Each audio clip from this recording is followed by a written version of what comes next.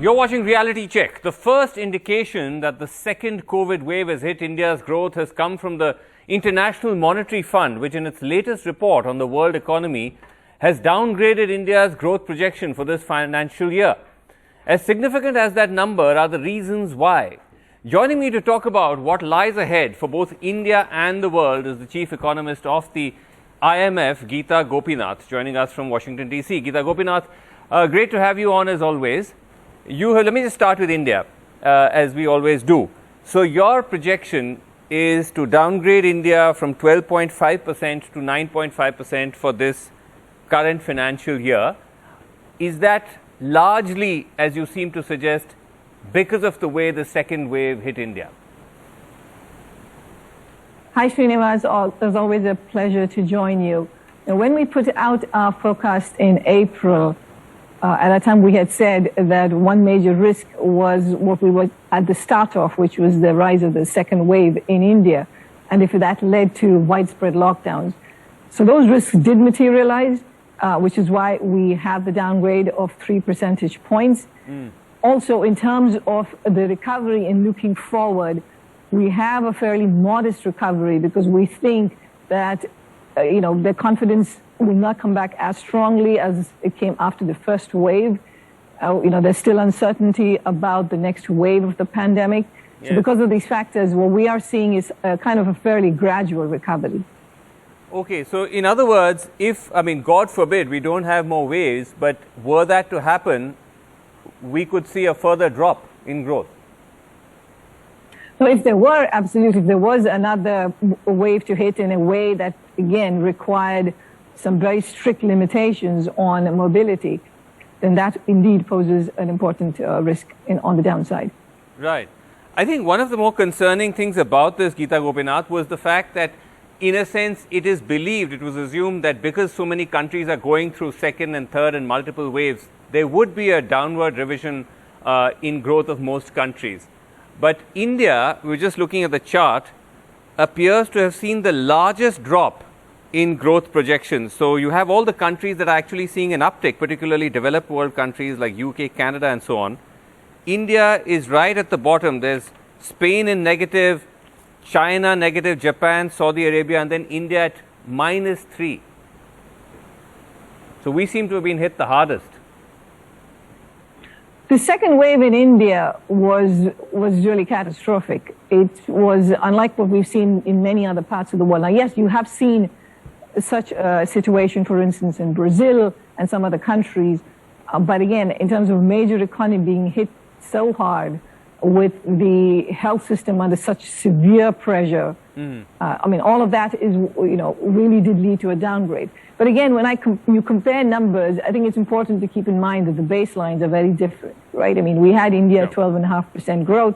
India's overall growth numbers are, in absolute numbers, tend to be bigger because it's an emerging market. So I wouldn't make this very quick comparison, but there's no doubt that this was a very, very severe second wave and it hit India very hard. Right.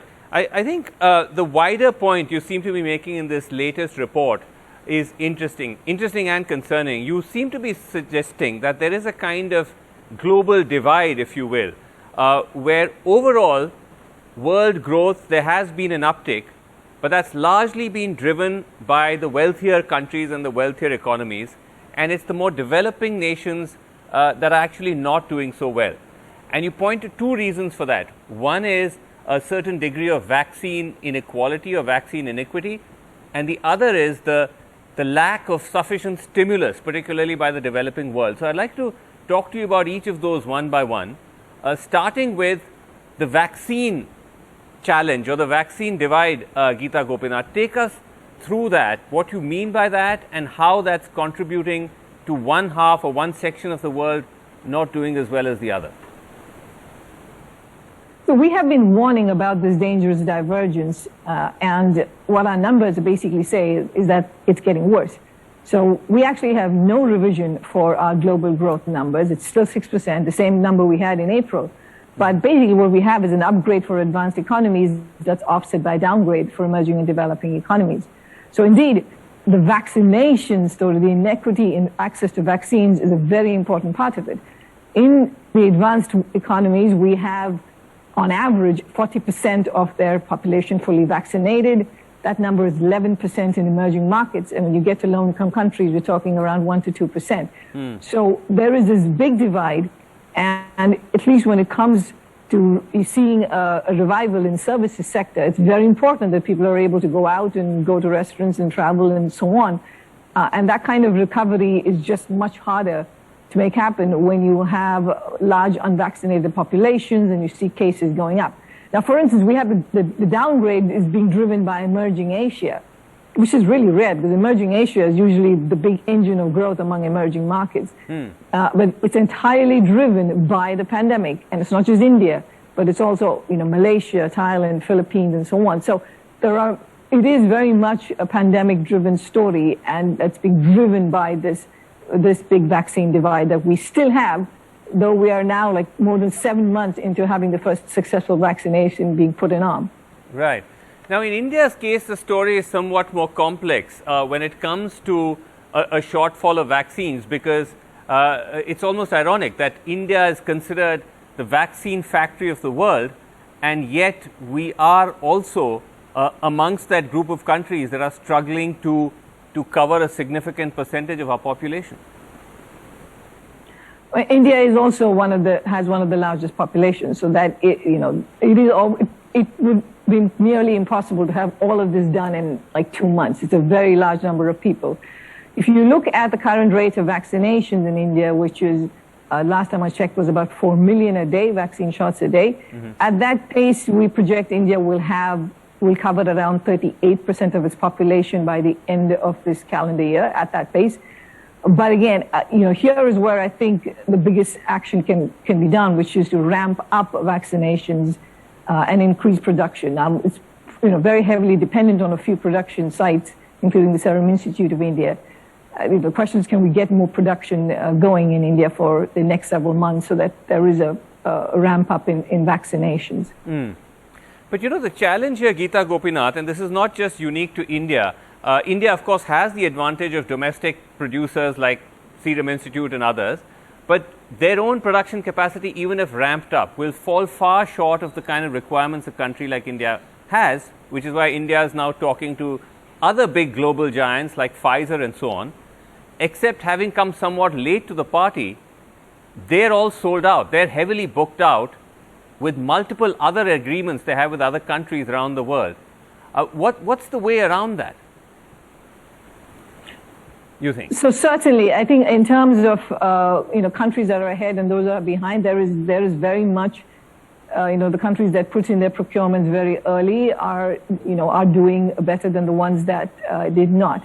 In terms of what now, given that there is a certain amount of production that's going to come in. Again, if you look at projections of how much vaccine doses will be manufactured this year, by a conservative estimate, we would come up with 7 billion doses this year. And the manufacturers think they can have all the way up to 10 to 11 million doses. Sure. So there is, billion doses. So those are very large numbers. The problem is where it's going. We have, if you look at the rich nations that have bought many multiples, they have an excess of 2 billion doses, once they vaccinated 75% of their populations. So this is why we've been pushing for a very concrete ask. We're saying, well, between now and the end of this calendar year, you should donate 1 billion doses, either bilaterally, but mostly through COVAX, because then that gets allocated appropriately too. There has been, thankfully, there's been some action on that front. The G7 announced 800 million plus doses, of which 500 million are supposed to be delivered this year, but before the end by December. I think, again, what needs to be done now, first, is ramp that up by another $500 million, and also deliver the ones that you've actually said you're going to do. So we really need that to come through. And if that does happen, I think then by the end of this year, we will be actually in a position where we can cover more of the world. Right. I was just going to ask you that, because I know that you and several other global multilateral bodies have been pushing for this, pushing for rich nations to be more generous in their distribution of these vaccine stocks. And you're saying you're seeing some indication of that, but still a long way to go. I'm definitely seeing, I want to think of this as a glass half full. We are absolutely seeing action there. Like I said, 500 million doses this year, good place to start. But I'm hoping that there will be further announcements that we can get another 500 million doses. Right. Get those shots in arm. We need some financing to prepare countries to receive those shots. Part of the problem, Srinivas, is that many of these countries have no visibility of when they're going to get enough vaccines. And because of that, it's very hard to prepare your healthcare system to put shots in arm when you have no idea when you're going to get them. So we're trying to solve that problem, which is through this task force that's been set up across the 4 organizations to identify where the gaps are, who needs to do what, clear announcements. So hopefully we're building momentum on that front to achieve the targets. Right. Now, coming to the second part of why you have pointed out that when it comes particularly to the developing countries, they seem to be struggling compared to their sort of better off counterparts, just to put it in simple terms, is this shortfall of stimulus. Again, looking at a country like India, and we had this conversation last time as well, the government keeps claiming that they've committed, crores of rupees, millions of dollars in trying to get the economy back on track, but it doesn't seem to be enough. We still are struggling. So yes, the fiscal support is another major source of the divide. We are projecting that advanced economies will provide still considerable support this year. But if you look at the forecast for emerging and developing economies, for most of them it ended last year. And there's very little in the additional relative to last year in terms of the pipeline. So we're not looking at much there. They're already into consolidating their fiscal position. So that's another very important source of the divide. Now, specifically on India, the approach was to focus more on what you call below the line measures, which is in terms of loan guarantees and so on, as opposed to direct expenditure, revenue-based expenditures. That number went up over the last several months that we've been talking about this. It went up to around 4% of GDP, though 2% is what got ultimately spent in the last fiscal year. But again, this is a changing picture. This is not, we're not in a kind of a constant, predictable environment over here. So when the second wave happened, I think it was very welcome that the government extended the free food and ration program, that they've now centrally procuring 75% of the vaccines and making them available for free to states. I think those are all a good move. But that said, I think more needs to be done. The budget is very heavily focused on capital expenditure, which is very important. India needs greater infrastructure, that's important. But implementation constraints are big, and most of it gets done by the state. So that's an issue. So I think more can be done on the revenue expenditure side in terms of helping low-income households, funding for education, which has really been hit hard during this pandemic, helping MSMEs. I think more can be done there. So many economists and India watchers have pointed out the importance also of just direct cash transfers and a fairly significant amounts. The government has done some, but the amounts are very, very small. Where do you weigh in on that, and how important is that as a step to get things, to turn around things?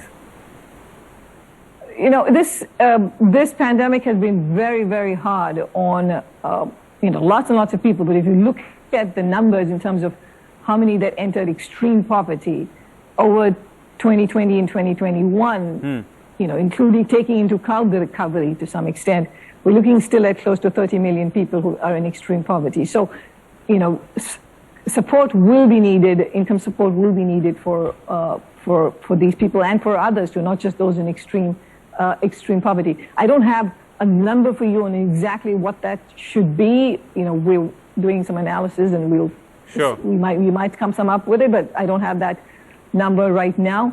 But indeed, support needs to be provided. Now, there's always, of course, let me just be very clear. In the case of India, of course, there is the question of how much more fiscal space does the government have to do all of this.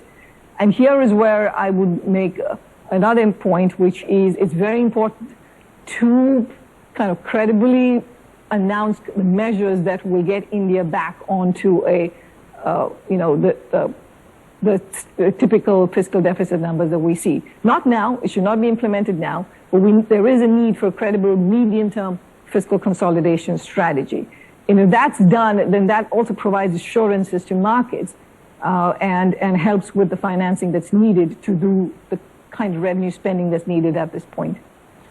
Right. I was going to actually come to that in just a second about how India would be able to afford it, and we'll try and get you to talk about that in terms that are a little less technical and comprehensible to our ordinary viewer. But the government still seems to be reluctant to actually do that, to actually, commit to significant cash transfers. Just today, the finance minister said, or I think yesterday, that we're not going to print cash. We don't believe in helicopter money. This is even as the government does actually give cash transfers, if that's what she meant by helicopter money, just that they don't do enough of it. So is this continuing kind of reluctance beginning to become somewhat of a problem? So Srinivas, firstly, cash transfers are not helicopter money. It is not money financing. That's cash transfers are giving cash to households.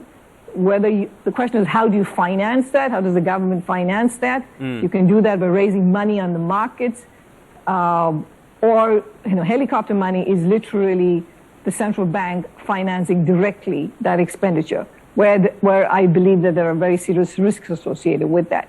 Now that's separate from borrowing on the market, which the Indian government can do, and we still believe has the space to do it. So I don't know if that was clear about the distinction between those two, but anyway, but sure.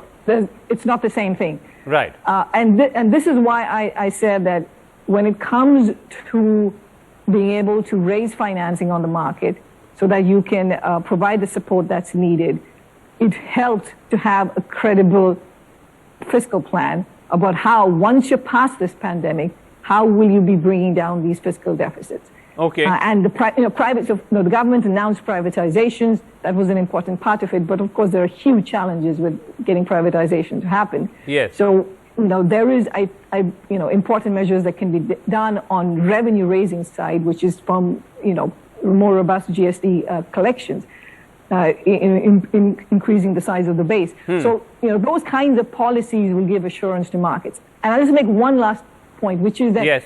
This kind of expenditure is needed to prevent greater scarring in the Indian economy. So this can help get to an outcome where you get a stronger recovery that helps with the government's finances too.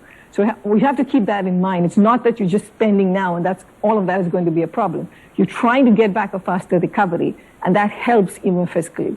Okay. So just to be clear, what you're saying in simple terms is that in order to try to be able to finance some of this extra spending, India should look for other alternatives and not be printing cash, which some have suggested. You're saying that's a bad idea. I think given what we're seeing in terms of inflation numbers in India, given concerns about inflation expectations, we are certainly seeing some countries do that, including emerging markets, just literally printing cash. But you do that at a very, very minuscule level and with a very clear sense that this is just one time and it's happening now. So I don't think there's a huge amount there that India can do in terms of just money printing to solve its problem. That's the point I'm making. Okay. But the concern here, Gita Gopinath, is that, as you point out, the kind of traditional sources of how the government would raise revenue, which is to try and increase tax collections or to try and privatize, those are extremely challenging in the best of times. But right now, in the middle of a pandemic hit economy, you are even more constrained. So how really can you raise money? Sure, as you said, you can try to borrow more, but how much can you really go down that line? And what does it also mean to your fiscal deficit? And is that something which India should say, look, right now we're not worried about that. The main thing is just to put more cash in the system. So right now, all countries are functioning with high fiscal deficits. Fiscal deficits will go up if you're going to do the kind of spending that's needed. this is not the time to be, aggressively raising revenues and, you can't do this for all the reasons that you just mentioned. So this is why this is more about saying that you need the money now. You're going to be running larger fiscal deficits, but you have a credible plan of how you will bring down your debt, how you will bring down your deficits over the next 4 to 5 years, which you won't be implementing right now, but you have a very clear plan. So that, and if you look at borrowing costs around the world, Srinivas, they are, for most countries, they're lower than they were before the pandemic. Right. So there is a lot of liquidity in the markets, and given you need to do these necessary measures to ensure that you don't have a prolonged, deep scarring in the economy, okay, this is also good for your fiscal prospects in the future. Okay. Give us an example, because you have, from your perch, you have a global perspective on this, and this is not to, pit country A against B, but when you look around the world, which are the countries, the economies you're seeing which are getting some of this right, which is getting the mix right of being able to, provide this stimulus without necessarily being, reckless or profligate? Many countries are actually doing that. And again, even in the case of India, the fiscal deficit projections are very large, much above what the typical target is. Okay. So many countries are, the markets have been very favorable in terms of letting countries. For example, Gita Gopinath, give me an example. for example, of a country. So, first of all the advanced economies have done that. Very, very high levels of expenditure. We've seen that everywhere. Okay. If you look at emerging markets, they've done lesser amounts of it. But if I were to say, I would say the vast majority have actually, embraced the idea that when you are in a severe pandemic, the fiscal support is absolutely essential.